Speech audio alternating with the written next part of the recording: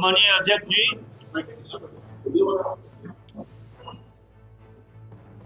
हमारे सभी मंत्री परिषद के मित्रगण, सभी सम्मानीय विधायकगण, सम्मानीय इलेक्ट्रॉनिक और प्रिंट मीडिया के प्रतिनिधिगण,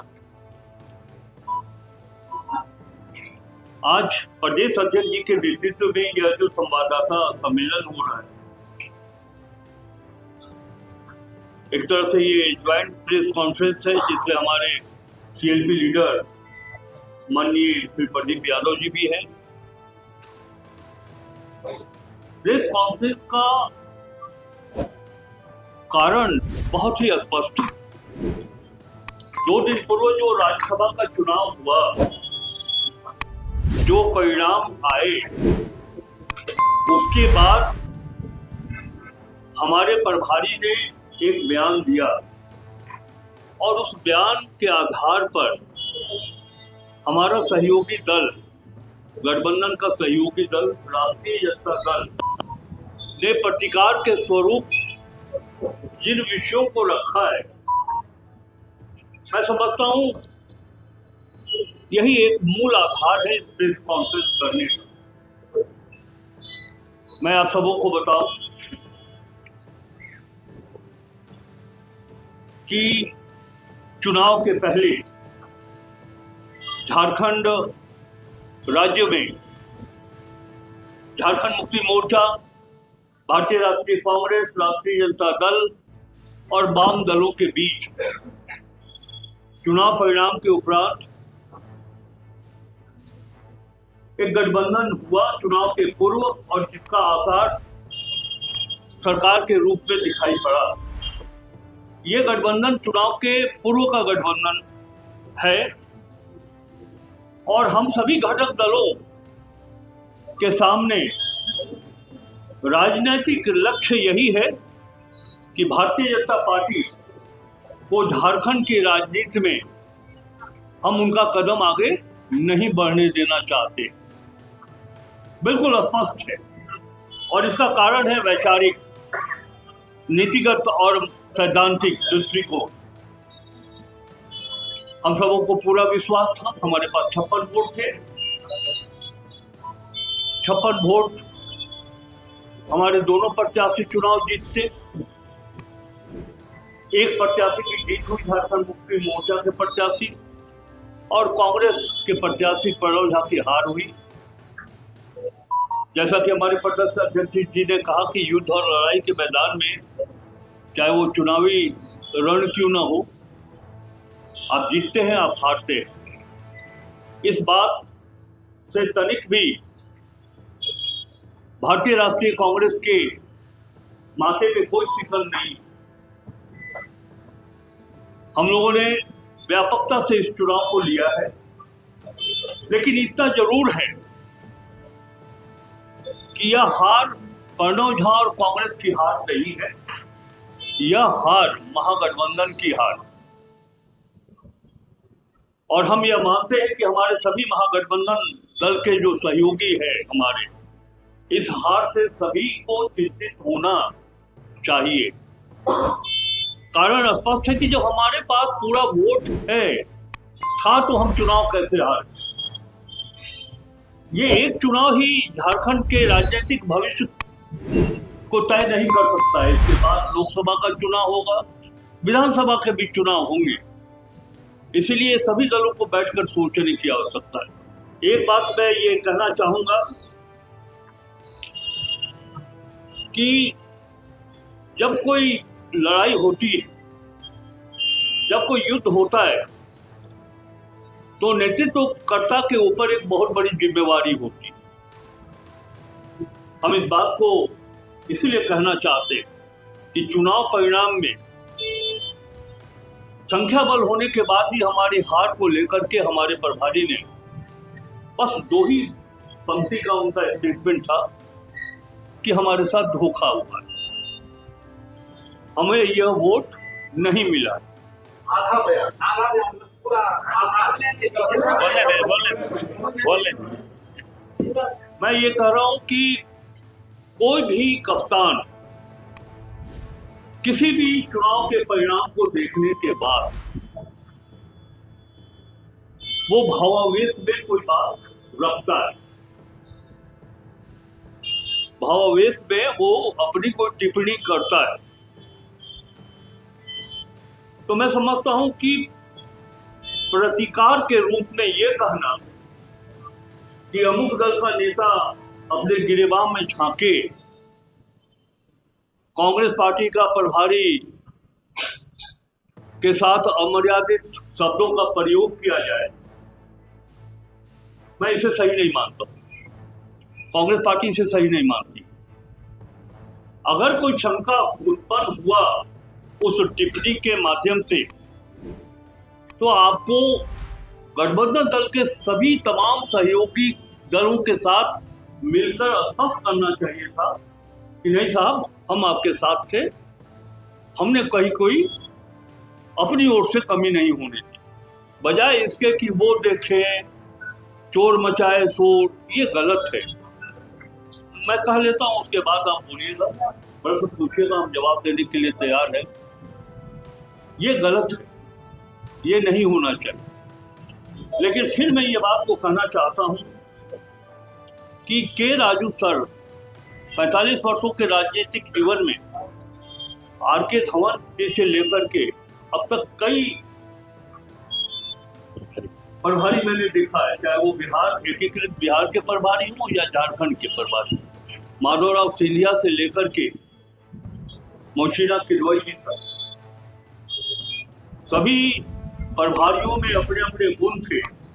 लेकिन के राजू सर हमारे प्रभारी हुए हैं तो इनके ईमानदारी पर, इनके कुशल नेतृत्व पर, इनके कार्य क्षमता के ऊपर न सिर्फ हम सब कांग्रेस के नेता, हमारे कांग्रेस के कार्यकर्ताओं को कहीं कोई शक नहीं है।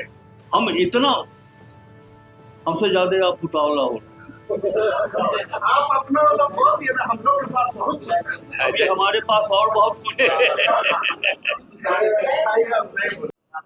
उनके ऊपर कोई उंगली उठाना, हम लोग की ओर से कभी ये नहीं कहा गया कि आपके अमुक नेता ऐसे हैं, आपके अमुक नेता वैसे हैं। हम लोगों ने ये बात नहीं कही। और ठीक है, ये प्रश्न कहीं गलत नहीं हो सकता है कि जब हमारे पास पर्याप्त संख्या बल था तो हम चुनाव कैसे हारे। हम लोग जो सभी विधायक बहुत हद सूचना पर यहाँ उपस्थित हैं और जो नहीं उपस्थित है, हम लोगों का एक एक विधायक, और सबसे बड़ी बात एक बीच पे कहना चाहता हूँ, जैसा कि मैंने कहा कि अब तक संसदीय जीवन में मैंने कई प्रभारियों को देखा है, लेकिन के राजू सर एक ऐसा प्रभारी जो मतदान केंद्र के अंदर पार्टी के एजेंट, कैंडिडेट के एजेंट के रूप में बैठे हों, ऐसा मैंने आज तक कोई प्रभारी नहीं देखा है। और वो इतना सख्त, इतना अनुशासन के साथ और कठोरता से अनुपालन कर रहे थे कि जो विधायक कांग्रेस के हैं उनका मत पड़ा कि नहीं पड़ा। नहीं, उल्टा सीधा छोड़ दीजिए, उल्टा सीधा मैंने ये एक उदाहरण है, और उदाहरण को अगर आप उल्टा सीधा देखिएगा तो मैं अभी से समझ सकता हूँ कि आप मेरी बातों को कितना कैच कर रहे हैं। सवाल का जवाब दीजिए। बिल्कुल, और उसके भागने वाले हैं कहाँ? ताकि राधा किशोर और हमारी पार्टी बोलती है तो हम लोग हृदय से बोलते हैं। हम लोगों ने कोई आरोप नहीं लगाया। आप बोल रहे हैं चोर बचाए चोर, कांग्रेस अपने गिरेबान में देखे, कांग्रेस का एक हमारे एमएलए का वोट अपने प्रत्याशी पवन झा के पक्ष में किया, इसमें कहीं कोई शंका, कोई समाधान नहीं है। हम उनके ऊपर कोई टिप्पणी नहीं करना चाहते। हमारी पार्टी, हमारा राष्ट्रीय नेतृत्व, जो गेम है भारतीय जनता पार्टी का कि आपस में लड़ा करके उसका फायदा उठाओ, उनकी इस मंशा को, उनके इस सपने को चकनाचूर कर देंगे, कभी सफल नहीं होने देंगे। मैं तो यहाँ तक कहता हूँ कि जो हुआ सो हुआ। मैंने अभी कहा कि हमारे सामने लोकसभा और विधानसभा चुनाव 2019 से अगर विष पीना पड़े तो हम विष पीने के लिए तैयार हैं। हम विष पी रहे हैं, लेकिन इस महागठबंधन के अस्तित्व पर थोड़ा सा भी कोई ब्लैक स्पॉट कहीं लगने देंगे, ताकि भारतीय जनता पार्टी का कोई सपना साकार हो सके इस राज्य में, ये कदम कदई हम लोग नहीं उठाने वाले हैं। हम लोग एक थे, हम लोग एक थे, हम लोग एक रहेंगे। फिर इस बात को दोहराते हुए कि आखिर क्यों हारे, इसकी समीक्षा होनी चाहिए। मैं एक बात आपको कहना चाहता हूँ, मैं 2 मिनट बस खत्म कर रहा हूँ। भारतीय जनता पार्टी क्या बात कर, मैं खत्म कर रहा हूँ। एक राज्यसभा चुनाव जीतकर भारतीय जनता पार्टी यह ना समझे कि हम पूरे झारखंड के राजनीतिक को अपने हाथ में कैच कर लिया है। वो मात्र 1 वर्ग फुट जमीन उन्होंने लिया है। पूरा झारखंड की राजनीति महागठबंधन के हाथ में थी, है और रहेगी। सर एक छोटा सा सवाल पूछेगा, ताकि मेरे बहुत मित्र हैं। आपने अपने जो बोला उसके शुरू में ही कहा कि चुनाव परिणाम के बाद के राजू सर ने, आपके मुताबिक के राजू सर ने कुछ भावना में ऐसा बयान दिया, तो भावना में एक प्रभारी उस तरह का बयान के आरजेडी और माले ने, बयान आपने रोक दिया, लेकिन आरजेडी और माले ने धोखा दिया, उसके बाद ही ना ये मामला आगे बढ़ा। तो इसमें एक सवाल ये भी उठता है कि चर्चा ये भी है कि हम लोग के राजू जी के रूप में पुराने आरपीएन सिंह जी को देख रहे हैं, कुछ ऐसी बात हो सकती है? इससे कोई मिलता जुलता सवाल हो किसी का तो पूछ लीजिए। हाँ, ये क्या माने हो सर के राजू साहब एक ईमानदार व्यक्ति लेकिन अपरिपक्व राजनेता। आप क्या, बस 2 लाइन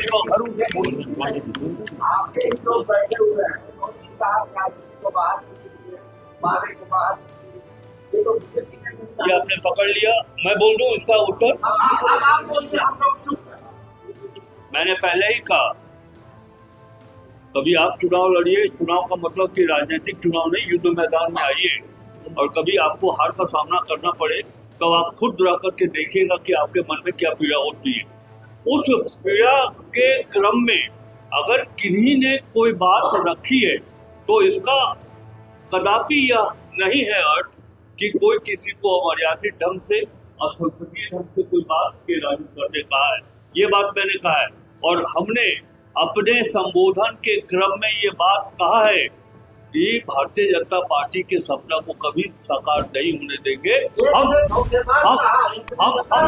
हम तो कह रहे हैं कि सारा विश्व हम लोग पी रहे हैं, पीने के लिए तैयार है। किसी को कोई तकलीफ भी हो तो वो पूरा विश्व हमारे अंदर, लेकिन हम महागठबंधन को कमजोर नहीं होने देंगे। मेरा सवाल तो इससे अलग था, आप एड ऑन किए।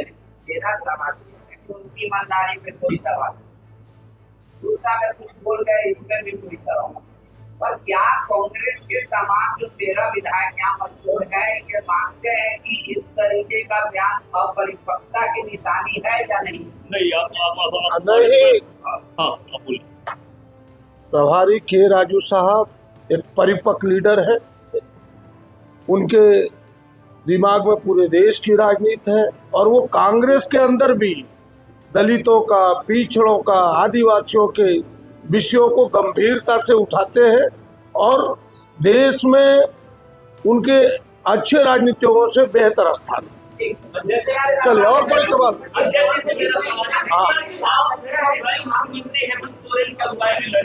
रांची से लेकर दिल्ली तक के कांग्रेस के नेताओं ने कहा कि हमारे नेता हेमंत सोरेन है, हम उनकी अगुवाई में चुनाव लड़। क्या ये हाथ हेमंत सोरेन की अगुवाई वाली हाथ की जिम्मेवारी तो हेमंत सोरेन मुख्यमंत्री पर भी बननी चाहिए, या फिर वो बड़े लीडर है उस पर आरोप न लगाकर जो छोटी मछलियां या जो छोटे दल माले राजद उन पर आप लगाकर एक पूरा इसी काम पर क्या आपका क्या है? क्या आप लोग पटनावादी का हाथ तय कर दिए पहले ही? क्योंकि अगर जेएमएम 30 वोट दे रहे हैं अगर अपने प्रत्याशी को, तो आप सेकेंड प्लेस के वोट पे आप पटनावादी को जिताते हैं। अगर ये डर नहीं था तो क्या जेएमएम में आपको इतना धोखा किया? और कोई जो एक बार कह दिया अब दोबारा नहीं, कोई और दूसरे हो गया भाई साहब, हो गया, दूसरा कोई लोग। सवाल अच्छा, एक बच गया। बाद में आपका बाद में फिर सबको बारी दीजिए, काइंडली सबको बारी दीजिए। हाँ देखिए, कांग्रेस पार्टी हेमंत जी के नेतृत्व में यह चुनाव लड़ी और यह सरकार भी हेमंत जी के नेतृत्व में चल रहा है। हम सबों ने जो अंगनीति जोड़ घटा है उस आधार पर अपने उम्मीदवार को सामने लाया था और हमने हार अगर मानते तो हम चुनाव क्यों लड़ते। हमने पहले ही कहा कि जब चुनाव के परिणाम आए तो हमारे पक्ष में नहीं आया। ऐसा नहीं कि 30 वोट दे देने से हम हार जाते। आप उस गणित को अगर समझिएगा तब आपके ध्यान में आएगा कि 30 वोट जाने के बाद भी हम चुनाव जीत सकते हैं, यह गणित है उसका। इसीलिए सबने मिलजुल के रणनीति बनाई थी, लेकिन रणनीति में थोड़ी चूक हुई, कुछ हुआ जिस कारण आ रहे। हमने पहले भी कहा, हमारे मंत्री जी ने पहले कहा, अध्यक्ष जी ने कहा कि अब वो चर्चा का विषय नहीं है, आत्ममंथन का विषय है, चिंता का विषय है और हम सब उसको आत्ममंथन के लिए छोड़। आपको अच्छी तरह सबों को मालूम है कि नॉमिनेशन करने के पूर्व गठबंधन दल के सभी माननीय विधायक मुख्यमंत्री आवास में थे और उसके बाद हम लोगों ने नॉमिनेशन किया और मतदान के पूर्व भी हम लोग 2 दिन वहां पर बैठे और उसके बाद ये चूक हुई तो ये महागठबंधन की ही हार समझा जाए और क्या।